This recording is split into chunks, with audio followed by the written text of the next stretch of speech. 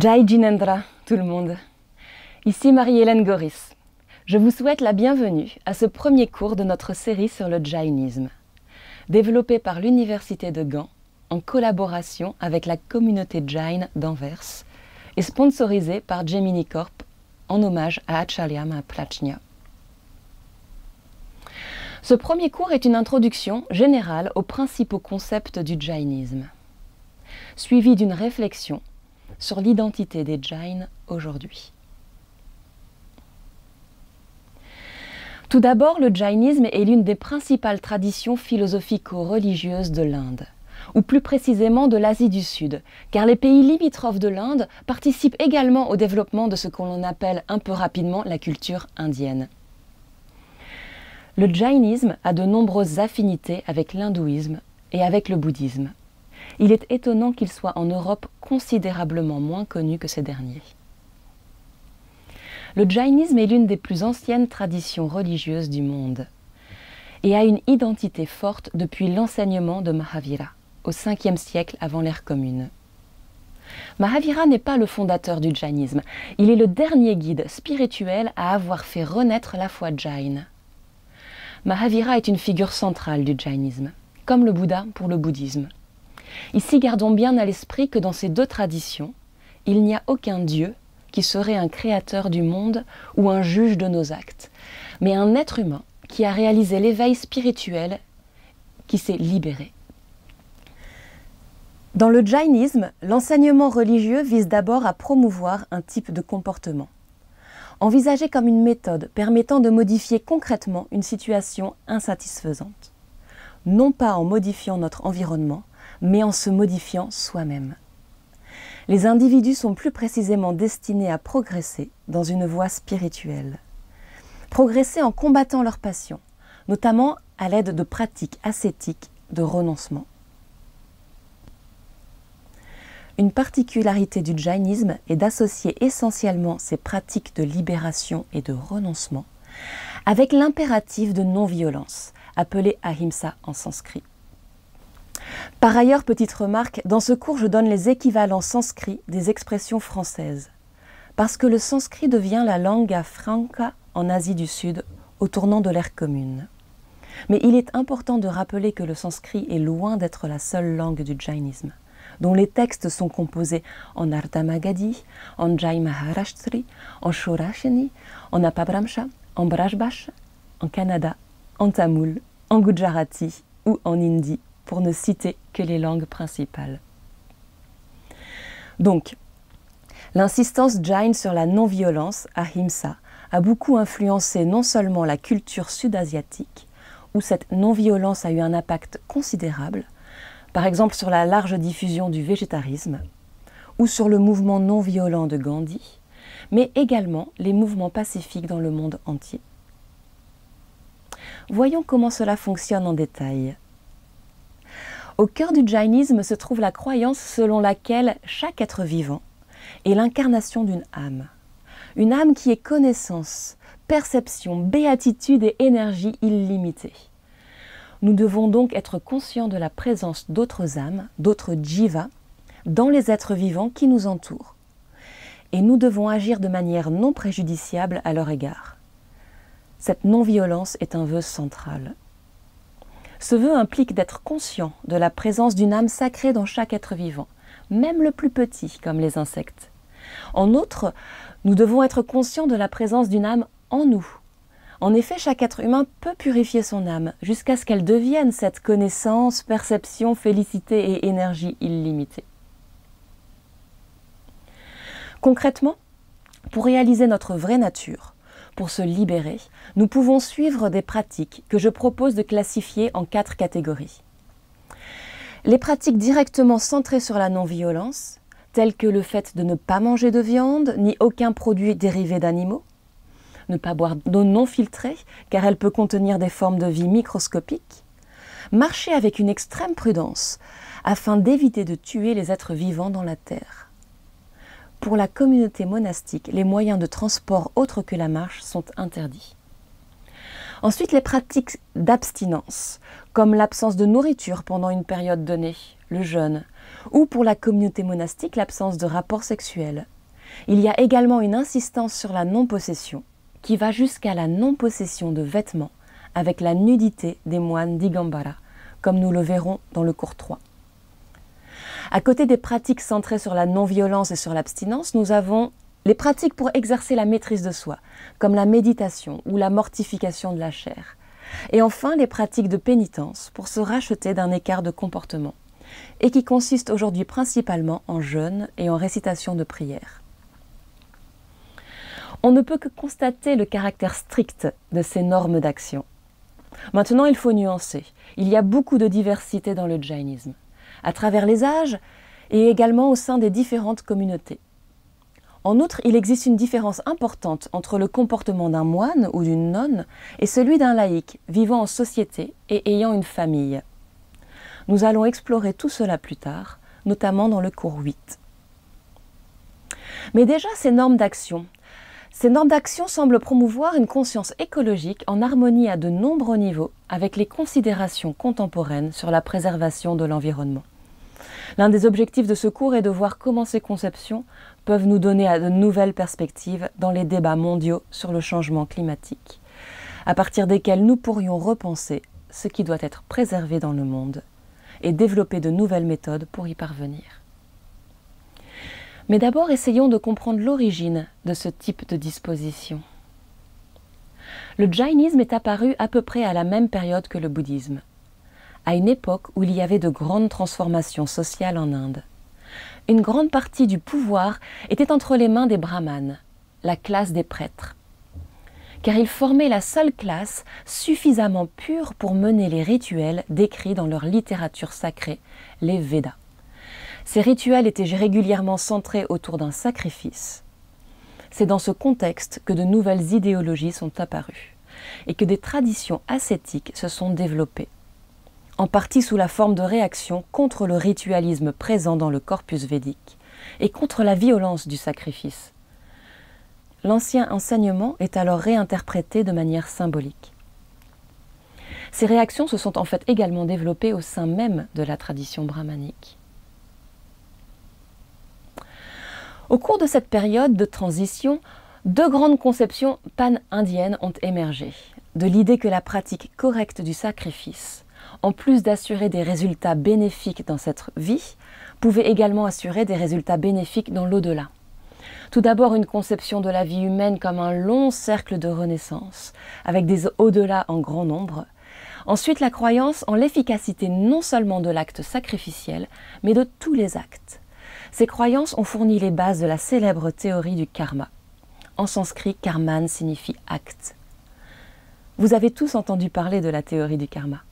Selon cette conception, notre situation actuelle dans la vie est déterminée par nos actes, dans des vies antérieures. De plus, les conséquences de nos actes, c'est-à-dire notre karma, se manifestent non seulement sous la forme de lois physiques, mais aussi sous forme de lois morales. Le karma est un concept central dans les traditions hindoues, bouddhistes et jaines. Tous l'utilisent pour rendre compte du fait qu'il existe bien une justice universelle.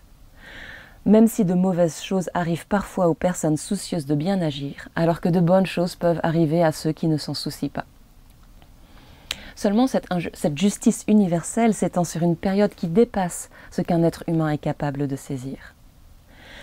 Concrètement, les bonnes ou mauvaises actions d'aujourd'hui porteront inévitablement leurs fruits, mais dans une vie future, à laquelle on n'a pas encore accès. Dans un tel paradigme qui marque les débuts du jainisme, l'accent n'est plus mis sur l'accomplissement de sacrifices et de rites. L'accent est mis sur un combat intérieur basé sur des pratiques ascétiques de renoncement, telles que celles que nous avons énumérées. D'autre part, le modèle n'est plus celui du brahmane, qui est né pur. Le modèle est celui du guerrier, qui construit sa propre pureté. Jainisme et hindouisme ont ceci, ainsi que bien d'autres conceptions, en commun. Mais ils affichent également des points de divergence.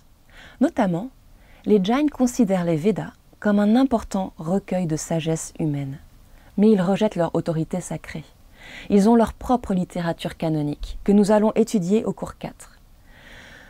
De plus, dans les traditions hindoues, le Brahman est un esprit universel, impersonnel et éternel, duquel le monde entier est fait, comme une table est faite de bois. Les Jains ne reconnaissent pas ce Brahman. À la place, ils reconnaissent qu'il y a une âme personnelle, éternelle, dans chaque être vivant. D'autre part, quand ils considèrent qu'il existe une infinité d'âmes permanentes et indépendantes, les Jains se distinguent également des bouddhistes. Pour les bouddhistes, en effet, il n'existe rien de tel qu'une âme qui serait indépendante et qui persisterait dans le temps. Philosophes Jains et bouddhistes s'affrontent régulièrement sur ce point. Selon les Jains, cette négation d'une âme persistante porte atteinte à la responsabilité humaine, ce qui est inacceptable. De plus, les Jains se distinguent également des bouddhistes lorsqu'ils suivent des pratiques ascétiques extrêmes, alors que le bouddhisme a à cœur de préconiser une voie du milieu. Finalement, les Jains divergent des bouddhistes et des hindous lorsqu'ils considèrent le karma comme une substance concrète, un type de matière subtile qui remplit tout l'espace cosmique. La dissociation de l'âme et de la matière karmique est l'objectif principal des pratiques religieuses dans le jainisme. Nous en verrons les mécanismes plus en détail dans le cours 7. Mais déjà, gardons à l'esprit que les trois traditions, chacune à sa manière, visent à faire cesser les actes qui conduisent à de nouvelles empreintes karmiques. En d'autres termes, l'humain cherche à se libérer du réseau karmique qui le limite. Cette libération est appelée moksha, ou nirvana, l'évasion du cycle des renaissances, l'évasion du samsara. Cette évasion est considérée comme le bien ultime, car tant que nous renaissons encore et encore, nous ne pourrons jamais être certains d'éviter la souffrance dans de prochaines vies. C'est cela qui explique l'impératif d'éviter de créer de nouvelles empreintes karmiques, et qui explique la volonté de renoncer aux passions éphémères et d'atteindre l'équanimité, et par conséquent les pratiques telles que la méditation et l'action contrôlée. Concrètement, à cette époque, cela implique de renoncer à la vie sociale et à la vie rituelle du chef de famille, pour devenir un moine errant qui mendie sa nourriture. Le 5e siècle avant l'ère commune fut le témoin de nombreux mouvements d'ascétiques errants, appelés shramana, acharnés, pour évoquer les difficultés de ce chemin vers la libération. Le jainisme et le bouddhisme sont apparus comme deux de ces groupes. Dans ce paradigme ancien de renoncement, le jainisme est la tradition qui va le plus loin. Les shramana jains étaient plus précisément appelés des nirgranta, ceux qui sont libres de liens.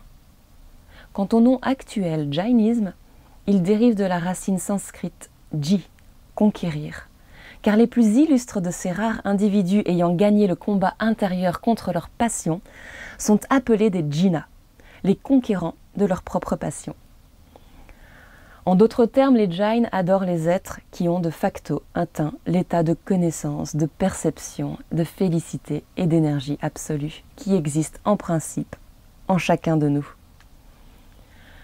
Il est important de souligner le fait que puisque l'objectif final de la libération est extrêmement difficile à atteindre, l'objectif le plus immédiat de l'activité religieuse pour les laïcs aujourd'hui n'est pas la libération, mais l'acquisition d'un bon karma, l'acquisition de mérites pour renaître dans une vie meilleure. Avant d'examiner plus en détail l'évolution du jainisme et de ses concepts au fil des siècles, je voudrais terminer ce cours introductif par quelques mots sur les jains d'aujourd'hui. Jusqu'au XIXe siècle, le jainisme était confiné au sous-continent indien. Aujourd'hui encore, la majorité des jains vivent en Inde. Mais les migrations récentes, notamment pour des raisons économiques, ont propagé cette religion. Avec l'Empire britannique, les jains ont migré vers l'Afrique de l'Est. Avec la fin de cet empire, ils se sont installés au Royaume-Uni, en Amérique du Nord et au Canada. En Europe, vous pouvez trouver des communautés jains, notamment en Belgique, autour du commerce des diamants, par exemple à Anvers, ainsi que quelques jains en Suisse ou à Paris. Il existe des temples pas loin de nous, en Europe, dans lesquels les jains vous accueilleront. Il y en a surtout beaucoup dans les environs de Londres. Par exemple, le Jain Samaj Pottersbar, ainsi qu'un grand temple à Velrec, près d'Anvers. En outre, il existe des communautés jains au Moyen-Orient. notamment autour du commerce de perles, de diamants et de pétrole. Ainsi qu'au Népal et dans d'autres pays d'Asie, en Australie également et en Nouvelle-Zélande. Le jainisme est une petite communauté d'environ 4 à 6 millions d'adeptes. Pourtant, il s'agit d'une communauté influente. Notamment, la proportion de riches marchands est élevée dans le jainisme. Mais nous devons dépasser le stéréotype et comprendre que c'est loin de représenter l'ensemble des jains, qui se retrouvent dans toutes les catégories socio-professionnelles. Maintenant, un problème que rencontre la diaspora jain est que les moines et les nonnes qui ont reçu une ordination complète ne peuvent pas voyager loin, car ils se déplacent exclusivement à pied. Or, les échanges avec la communauté monastique sont très importants pour les laïcs. C'est pourquoi un ordre intermédiaire de moines et de nonnes qui peuvent voyager a été créé en 1980 pour faire face aux nouvelles demandes de notre société globale. Une autre caractéristique mise en avant lorsque l'on parle des jains est le caractère strict de leur régime alimentaire. Précisons également que les jains s'interdisent parfois les légumes racines, comme les pommes de terre, et que les membres de la communauté monastique ne cuisinent pas, mais ils mangent seulement ce qui leur a été offert. Une dernière spécificité qu'il convient de mentionner est que certains moines sont nus. Et sans aucun lien avec les mesures contre le Covid, certains portent des masques appelés muphati, qui leur évitent d'inhaler les micro-organismes. Et ils balaient le sol devant eux, pour des raisons similaires. Mais cela ne concerne pas tous les ordres religieux. Bien évidemment, cette image d'une vie constamment consciente de son impact sur l'environnement ne représente pas l'ensemble du jainisme. Il représente le faible pourcentage de jains qui sont moines et nonnes. Quant aux laïcs, ils ont une grande admiration et un grand respect pour ces religieux, tout en admettant régulièrement que cela dépasse leur propre capacité d'action. Finalement, au-delà de la valorisation de l'ascèse et du renoncement, il est important de comprendre que le jainisme est aussi une religion de dévotion très vivante. Nous allons discuter du déroulement du culte, puja, dans certaines branches du jainisme pendant le cours 9. De plus, les festivals et autres occasions de célébration joyeuses sont très courants. Vous avez peut-être entendu parler de la célébration qui a lieu tous les 12 ans, appelée Mahamastaka Abhisheka, la grande onction de la tête. Cette pratique est symbole de la consécration royale. Elle consiste à verser de l'eau, du lait, du jus de canne à sucre, de la pâte de safran et autres poudres de bois de santal, de curcuma et de vermillon sur la tête de la statue haute de 17 mètres de Bahubali, à Shravanabelgola, dans le Karnataka, au sud de l'Inde. Dans l'ensemble, le jainisme n'est pas seulement une religion d'austérité. C'est une tradition très complexe qui comporte de nombreuses ramifications, que nous allons voir notamment pendant le cours 6. Pour conclure, nous avons vu que le jainisme est proche de l'hindouisme et du bouddhisme.